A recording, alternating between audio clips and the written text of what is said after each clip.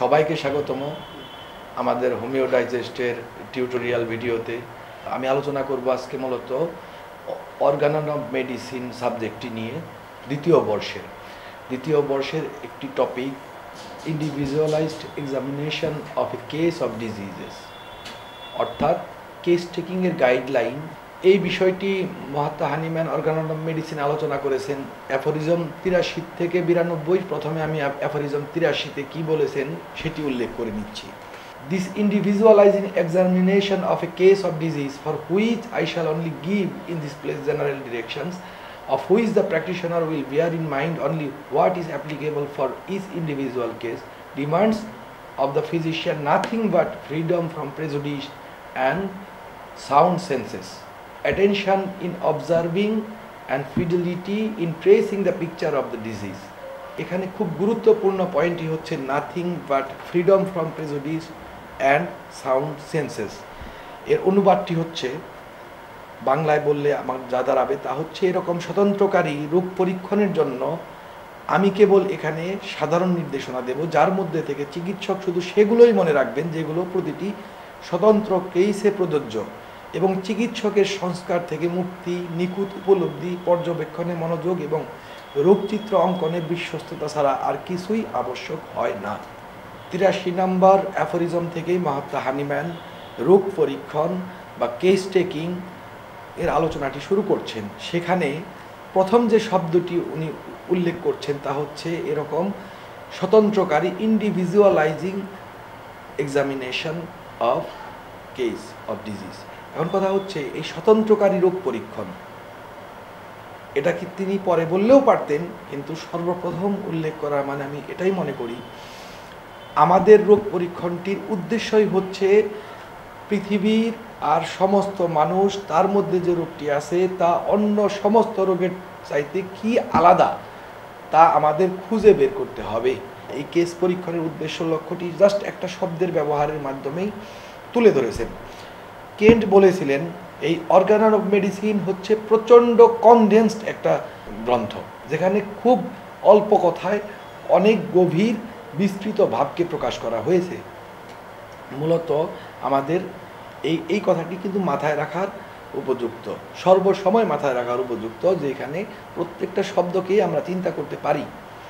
তো কথা হচ্ছে যে আমরা প্রথমেই যা দেখতে পেলাম এই 83 নাম্বার অ্যাফোরিজম থেকে, সূত্রটি থেকে, যে আমাদের রোগ পরীক্ষণটা করতে হবে স্বতন্ত্রকারী, পৃথককারী, অন্য সমস্ত কিছু, অন্য সমস্ত রোগ এবং রোগী থেকে পৃথককারী। তো তিনি বলছেন যে এর একটা সাধারণ নির্দেশনা তিনি সেখানে দেবেন, এবং এর মধ্যে থেকে চিকিৎসক শুধু সেগুলোই বিশেষভাবে স্মরণে রাখবেন, মনে রাখবেন যেগুলোতে স্পেসিফিক সেই কেসগুলোতে প্রযোজ্য হবে সেগুলোই। অর্থাৎ আপনি একটা কেসের এই সম্পূর্ণ বিষয়টি আপনি সাধারণভাবে ধারণায় রাখবেন, এবং কোনো একটা স্পেসিফিক কেসে এর মধ্যে যে যে বিষয়গুলো প্রযোজ্য হবে সেই বিষয়গুলোকে আপনি মনে করে প্রয়োগ করবেন। এবং যে বৈশিষ্ট্যটি লাগবে চিকিৎসকের তা হচ্ছে রোগীর ব্যক্তিত্ব, রোগীর বৈশিষ্ট্য, রোগীর কোনো কিছুর ব্যাপারে আমাদের কোনো পূর্ব সংস্কার থাকতে পারবে না, এবং সেই সাথে শুরুতেই কোনো ওষুধের ব্যাপারে কোনো ফিক্সড আইডিয়া থাকতে পারবে না। থাকতে হবে চিকিৎসকের নিখুঁত উপলব্ধি, বোধশক্তি। তার যদি চিন্তা করার ক্ষমতা না থাকে তার পক্ষে চিকিৎসক হওয়া সম্ভব নয়। তার যদি নিরপেক্ষ বিশ্লেষণ করার মতো ক্ষমতা না থাকে, সক্ষমতা না থাকে, কোনো একটা বিষয়কে সঠিক দৃষ্টিকোণ থেকে দেখার ক্ষমতা না থাকে, তাহলে তার পক্ষে সেই প্রকৃত কেস টেকিংটি করা সম্ভব নয়। এখানে একটু উল্লেখ করার বিষয় আছে, তিনি কিন্তু শব্দটি ব্যবহার করেছেন ইংরেজিতে নাথিং বাট, মানে এটা ছাড়া আর কিছুই না, এই কয়টাই লাগবে। এটা আসলে গুরুত্ব বোঝানোর জন্য, জোর দেওয়ার জন্য এটা বলা। মূলত চিকিৎসকের সংস্কার থেকে মুক্তি, অর্থাৎ তাকে নিরপেক্ষ হতে হবে। তাকে কোনো একটা ধারণা নিয়ে চিকিৎসা শুরু করা যাবে না। সেটা হতে পারে কোনো একটা ওষুধের ধারণা নিয়ে, রোগী সম্বন্ধে কোনো ধারণা নিয়ে। আমাদের সমস্ত গুরুজন কিন্তু এই পরামর্শই দেন যে একজন চিকিৎসক তার নিজের বা পরিবারের চিকিৎসা করবে না বা করতে পারবে না নিখুঁতভাবে। কেন?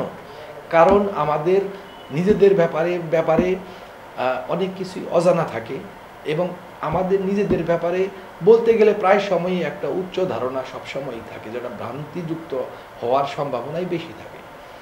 সেই সাথে আমাদের পরিবার সম্বন্ধেও ভ্রান্ত ধারণা থাকে, একটা সংস্কার থাকে। হয়তো আমি যে সন্তানটিকে খুব ভালোবাসি তার সব কিছুতেই আমি ভালো খুঁজে পাই, যে স্ত্রীকে আমি প্রাণাধিক ভালোবাসি তার সমস্ত কিছু, সমস্ত খারাপ গুণাবলীও হয়তো আমার চোখে পড়ে না, কাজেই তার সঠিক বৈশিষ্ট্য খুঁজে পাওয়া কিন্তু মুশকিল আছে। আপনি যখন চোখে কোনো একটা নির্দিষ্ট রঙের গ্লাস পরবেন, তারপর কিন্তু আপনি কখনোই সত্যিকারের রঙটি দেখতে পারবেন না। কাজেই কোনো একটা ব্যাপারে আপনার যদি পূর্ব সংস্কার থাকে, তাহলে নিখুঁত উপলব্ধি, পরিচ্ছন্ন বোধশক্তি, সুস্পষ্ট উপলব্ধি সম্ভব নয়। সেই সাথে থাকতে হবে পর্যবেক্ষণে মনোযোগ। ডক্টর হানিম্যান 83 নাম্বার অ্যাফোরিজমে যা বলছেন, আমি সেই বিষয়গুলোই কিন্তু আসলে উল্লেখ করছি। তিনি বলছেন যে পর্যবেক্ষণে অ্যাটেনশন ইন অবজার্ভিং, অর্থাৎ পর্যবেক্ষণে গভীর মনোযোগ থাকতে হবে। কেন? আপনি সংস্কার থেকে মুক্ত থাকলেন, আপনার উপলব্ধি ক্ষমতা আছে কিন্তু তাকে প্রয়োগ করলেন না, তাহলে কিন্তু আপনার পক্ষে সফল হওয়া সম্ভব হবে না। আমরা বহুবার বহু সময় দেখতে পেয়েছি, এবং আমাদের যা প্রবীণ চিকিৎসক আছেন তারা বহুবার আমাদের সামনে তুলে ধরেছেন যে কোনো একটা ছোট একটা লক্ষণ, সামান্য একটা চিহ্ন, এগুলো না পাওয়ার কারণে বহু দিন পর্যন্ত কেসে ইমপ্রুভমেন্ট আসেনি, কেসকে একটা রোগ ক্ষেত্রকে আরোগ্য করা সম্ভব হয়নি। মহাত্মা হানিম্যান এই বইতে, আমি আগেই বললাম যে খুব কনডেন্সভাবে এই বইটি লেখা, কাজে এখানে কোনো একটা শব্দকেও আপনি হেলাফেলা করতে পারবেন না। এই বইয়ে বরঞ্চ যে পরিমাণ শব্দের ব্যবহার করার প্রয়োজন ছিল তার চাইতে বহু কম শব্দ ব্যবহার করা হয়েছে। কাজেই প্রত্যেকটা কথাকে আপনাকে গভীর মনোযোগ দিয়ে উপলব্ধি করতে হবে।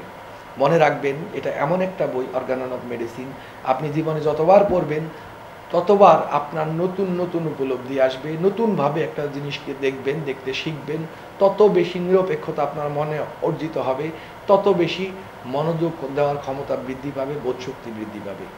তিনি সর্বশেষ যেটি বলেছেন তা হচ্ছে রোগচিত্র অঙ্কনে বিশ্বস্ততা, অর্থাৎ আপনি যে কাজটি করতে যাচ্ছেন সেই কাজটি আপনাকে করতে হবে এবং সম্পূর্ণ সততা নিয়ে করতে হবে, মনোযোগ নিয়ে করতে হবে। তো কাজেই আমরা 83 নম্বর এই সূত্রে আমরা মূলত যা দেখতে পাচ্ছি তা হচ্ছে মহাত্মা হানিম্যান আপনি কি করবেন এবং তার জন্য আপনার কি প্রয়োজন হবে সেই ব্যাপারটি প্রথমে আলোচনা করে নিচ্ছেন।